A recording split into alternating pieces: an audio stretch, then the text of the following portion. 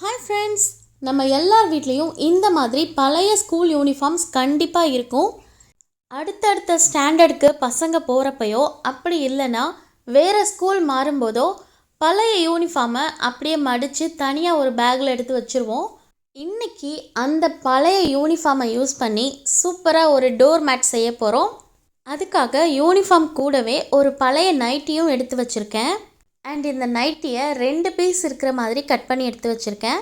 இதோட லென்த் பார்த்திங்கன்னா 26 இன்ச்சும் அண்ட் இதோட பிரெத் பார்த்திங்கன்னா 17 இன்ச்சும் மார்க் பண்ணி கட் பண்ணி எடுத்து வச்சுருக்கேன். அடுத்து பார்த்திங்கன்னா யூனிஃபார்மோட டாப்ஸில் 9 ஸ்ட்ரிப்ஸும் பேண்ட்டில் 7 ஸ்ட்ரிப்ஸும் இது மாதிரி கட் பண்ணி எடுத்து வச்சுருக்கேன். சாரி ஃப்ரெண்ட்ஸ், அந்த ஸ்ட்ரிப்ஸ் கட் பண்ணி எடுத்த வீடியோ எப்படியோ மிஸ் ஆகிடுச்சு. வீடியோவில் பார்க்கும்போதே உங்களுக்கே புரியும் நான் எந்த மாதிரி கட் பண்ணியிருக்கேன் அப்படின்னு.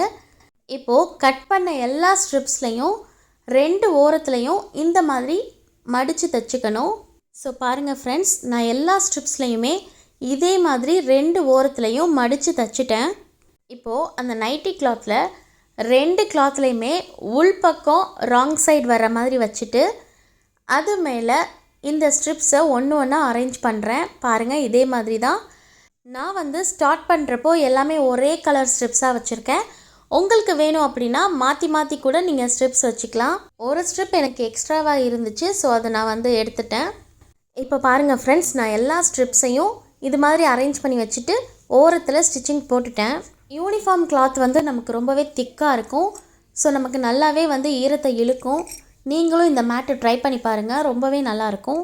இப்போது இந்த ரெட் கலர் ஸ்ட்ரிப் இருக்கு இல்லையா, அதை எடுத்து ஒன்று மாற்றி மாற்றி நான் வைக்க போகிறேன். பாருங்கள், ஃபஸ்ட்டு ஸ்ட்ரிப்பை நான் மேலே தூக்கிட்டேன். அதுக்கப்புறம் அடுத்த ஸ்ட்ரிப்பை விட்டுட்டு 3வது ஸ்ட்ரிப்பை நான் மேலே தூக்கிட்டேன்.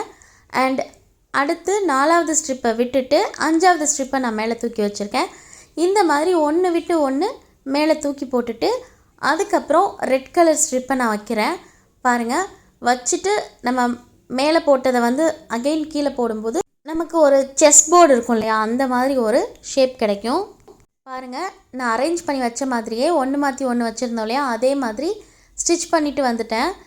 பாருங்கள், இப்போது அடுத்து சேம் அதே ரெட் கிளாத்தை மறுபடியும் நம்ம ஃபஸ்ட்டு எதில் ஆரம்பித்தோமோ அதை விட்டுட்டு அடுத்து எதெல்லாம் நம்ம விட்டுருந்தோமோ அதை எல்லாத்தையுமே நம்ம கீழே போட்டுட்டு மற்றதை மேலே போட்டு இந்த மாதிரி நம்ம மாற்றி மாற்றி வச்சுட்டு தைக்க போகிறோம்.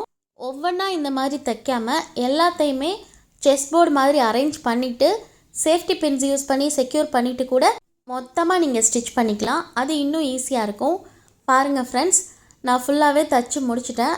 அண்ட் எக்ஸஸாக வெளியில் நீட்டிகிட்டு இருந்த கிளாத் எல்லாத்தையுமே நான் கட் பண்ணிட்டேன். இப்போது இன்னொரு ரெட் கலர் கிளாத் எடுத்து அதுலேயுமே சின்ன சின்ன ஸ்ட்ரிப்ஸ் கட் பண்ணிவிட்டு இந்த கார்னர்ஸ் ஃபுல்லாகவே கவர் ஆகுற மாதிரி தைக்க போகிறேன். ஸோ தச்சு முடித்ததுக்கப்புறம் நம்மளோட மேட் பாருங்கள் எவ்வளோ நீட்டாக சூப்பராக ரெடி ஆகிடுச்சுன்னு. இவ்வளோ நாளாக சும்மா இருந்த யூனிஃபார்மை சூப்பராக மாற்றியாச்சு. அண்ட் இதோட பேக் சைட் பார்த்திங்கன்னா நைட்டி கிளாத் இருக்கும். ஃப்ரண்ட் அண்ட் பேக் 2 சைடுமே நம்ம யூஸ் பண்ணிக்கலாம். ஸோ இன்றைக்கான வீடியோ உங்களுக்கு பிடிச்சிருந்துச்சுன்னா சின்னதாக ஒரு லைக் போட்டுருங்க ஃப்ரெண்ட்ஸ். அண்ட் நம்மளோட சேனலை மறக்காமல் சப்ஸ்கிரைப் பண்ணிக்கோங்க. நெக்ஸ்ட் ஒரு வீடியோவில் பார்க்கலாம். தேங்க்ஸ்.